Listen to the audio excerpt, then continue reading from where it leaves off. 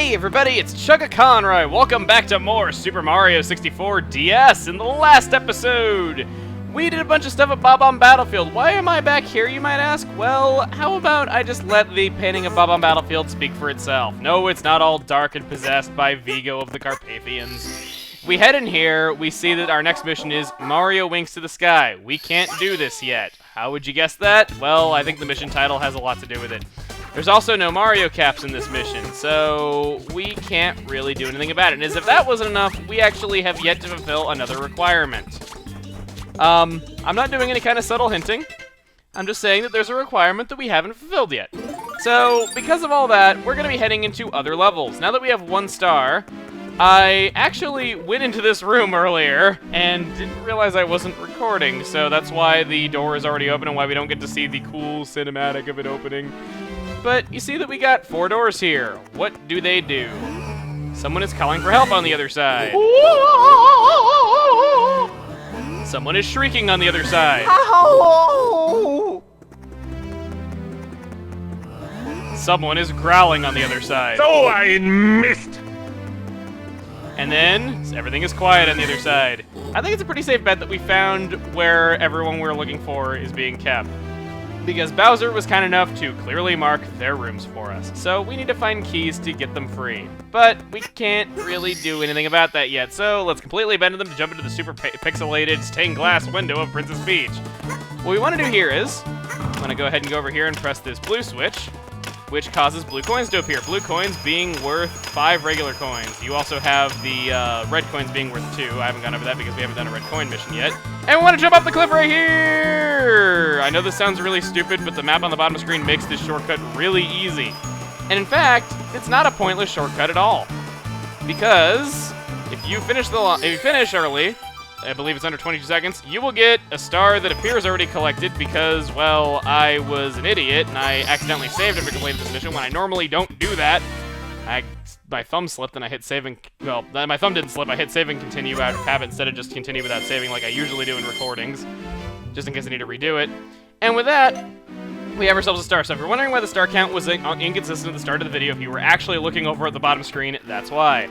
All of your comments before finishing the video are now null and void. Not that I am complaining, mind you, I appreciate your comments, but let's say you didn't do that shortcut. Let's say that you went through the course normally and you actually broke that block at the end. Let's take this opportunity to show the entire slide instead of just skipping over it all, because I know it's kind of lame that on my first run I skipped over it all, especially after how I said I wasn't going to do that in Bob-omb Battlefield. I'm not really sure why I felt it necessary to do that first. I guess because it kind of hints to you that the star is in the yellow block at the end. Spoiler, I guess. So, yeah. Got ourselves a 1-up mushroom right there. I should need to explain what those do. And let's cross the finish line. Okay, so it's under 21 seconds gets you the bonus star. Go ahead and collect yourselves yet another power star.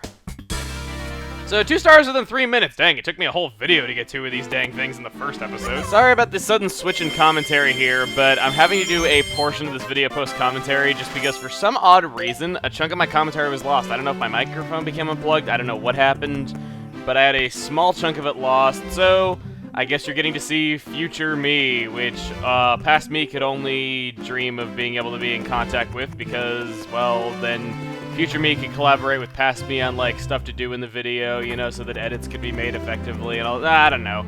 But what I want to say is that there's double doors right here in this room, and we want to head in there because there are some important things, and I have no idea why I'm actually standing around in this past footage or not. I'm so sorry that I seem to be wasting time. No idea what past me was up to, but in this room, check it out. We got a toad here, and per your suggestions, I think each toad should have his own unique personality and persona. So, what are you gonna say? Oh no, I lost the keys to Princess Toadstool's secret drawer. She's gonna chew me out big time. Will you find the keys for me, Yoshi? It's just between you and me, but you can open a drawer when you have a key. The drawer leads to the rec room where Princess Toadstool used to play games as a child. Once you find a key, you can go inside and play more mini games just like rec room from title screen to play. Okay, I'm so sorry. Anyway, back to normal commentary. This is the rec room. There are all kinds of mini games. We don't have any keys here at all.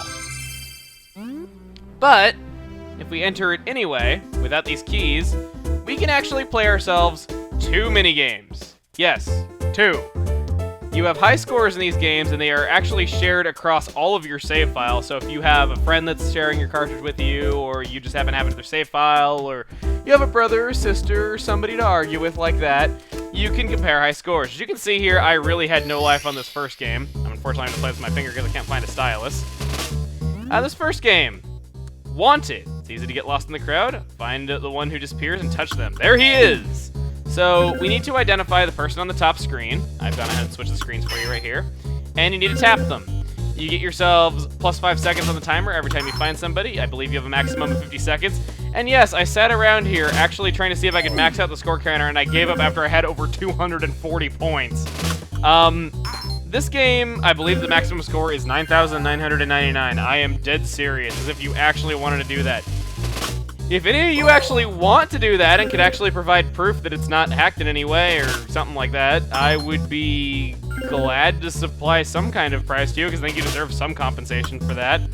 I will say this straight up, though. In this particular minigame, Luigi is the worst. He is the hardest to find. His eyes look so similar to Mario's, and it's just, they can do such a good job hiding him compared to the others, just because green kind of blends in, because you got Yoshi with green on him and everything. I just always found it so cool, and I like that jerkish one right there where they'll show you half the faces. But, yeah, minigames. This is the first of them. These are only in the DS version of Mario 64 DS, and they're kind of a nice, fun little distraction should you just want something different to do. And I'll be covering these. I don't really think it's necessary for me to show any more of that. This other minigame is really, really pointless. So we got Yoshi right here, pondering if Birdo loves him. Loves me not. Loves me not. Loves me not. Loves me. Oh, come on! Pretty much all it is just a loves me not randomization thing. That's all it is. Let's see if I can get a loves me. Loves me, okay. There is a little bit of an Easter egg here, which I'll cut to. Should you get 3 loves me's in a row, this happens. Did you hear that? Yeah, it's the flute theme from The Legend of Zelda played very quickly.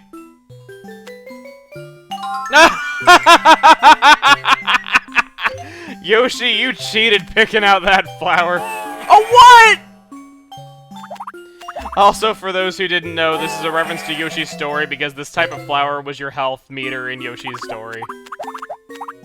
Should you get 3 loves me nots in a row, then this happens. Yeah, it's a cat with a record scratch when you get it wrong. So, it's not really much of a game now, is it? So, the other characters all have minigames. I want to go over these at later times. I just want to cover Yoshi's for the time being because, well, yeah, we don't really have anything else. Technically, I do have some of the keys in other files, which is how you're able to see those other minigames, but I don't really have anything else to say. I'll dedicate some time to covering those arcade keys later on, or rec room keys, or whatever you want to call them. But not really anything else to say, but let's head into this other door with a 1 in it and actually see the animation this time of this happening. Reacting to the star power. The door slowly opens. I remember thinking that meant something as a kid. I'm just like, huh, it doesn't look like it opens any quicker. I wonder if I'm just imagining it, though, but then I realized text in video games doesn't really mean much. Let's see. Bowser took all the stars to try to hide here. There are 7 stars in each course. You'll need your buddies to get some of them. Teamwork goes a long way when you're going up against Bowser. Teamwork goes a long way when you're going up against Bowser. Remember that, kids. It is a lesson. A great lesson. Let's not waste any more time. Chip off the Whomps block. First mission in level 2, Whomps Fortress. Nothing else to do in Bob-omb Battlefield, so we'll do this. Hello, this is Lakitu Bros here with a news update. Our hero is about to learn a technique for sneaking up on enemies. According to eyewitnesses, the trick to sneaking is walking slowly. As reported earlier, our hero can walk using touchscreen to walk and run swiftly.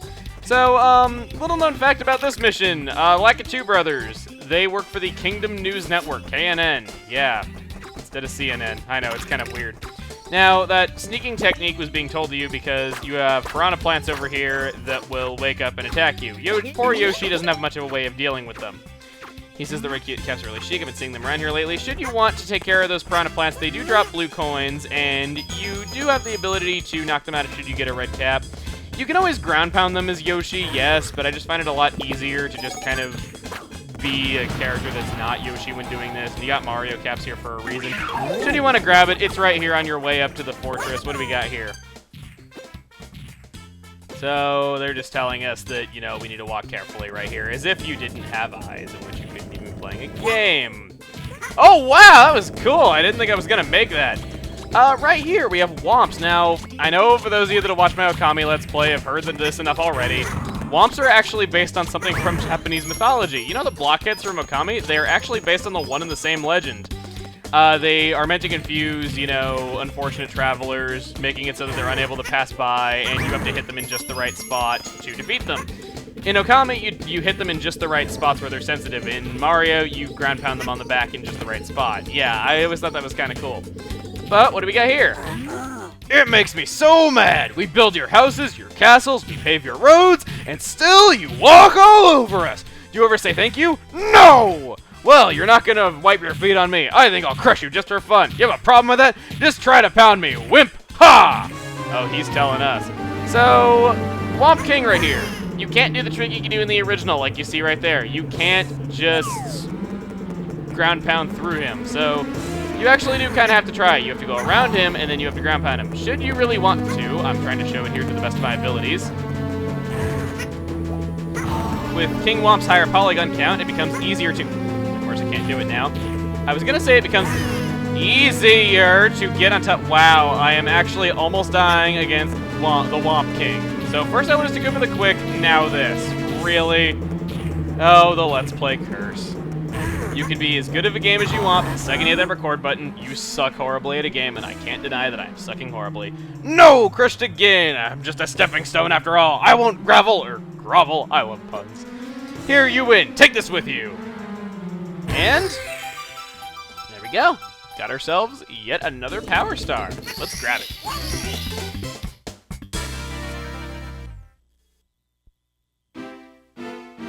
Now, I'd normally end this video here because I feel like it's a pretty decent length, but I understand we wasted a little bit of time on those minigames and weren't making actual progress in the game, so we'll tackle another mission because I don't feel like this is going to be a long one at all. We got to the top of the fortress. Okay. So, we can do all kinds of stuff to get up there really quickly. I'm going to be showing a couple of shortcuts here, actually. There's a few different ways you can get up the fortress quickly. I didn't take this route last time, which is technically the complete route through Whomp's Fortress. I just don't think anybody ever really thought to not jump up there, so I wasn't thinking about it. Should you, I believe it's this corner, just step into the corner, you get teleported up here, and you can go to the top of the fortress much more quickly. But, should you not want to do that, there is actually another really helpful shortcut. Should you long jump right here, you can just kind of cut corners right here, quite literally. Oh, God, I just barely made that. So, those are two helpful ways that you can get to the top of the fortress very, very quickly.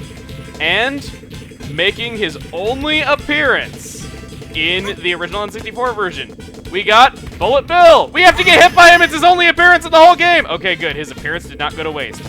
He appears more in the DS version, but in the original N64 version, this was the only time in the whole adventure that you ever saw Bullet Bill. So, next time you're playing the N64 version, get shot in the face by Bullet Bill, because his only appearance in the whole game must be special in some way, and his existence must not be pointless to your playthrough. Miyamoto and his boys worked hard to render Bullet Bill in 3D for the first time and make him work properly. So, pay your thanks by getting shot in the head by a Bullet Bill. This concludes our morals on Bullet Bill. No peace sign. And there we go. With a whole 8 Power Stars in hand, we can now do something else.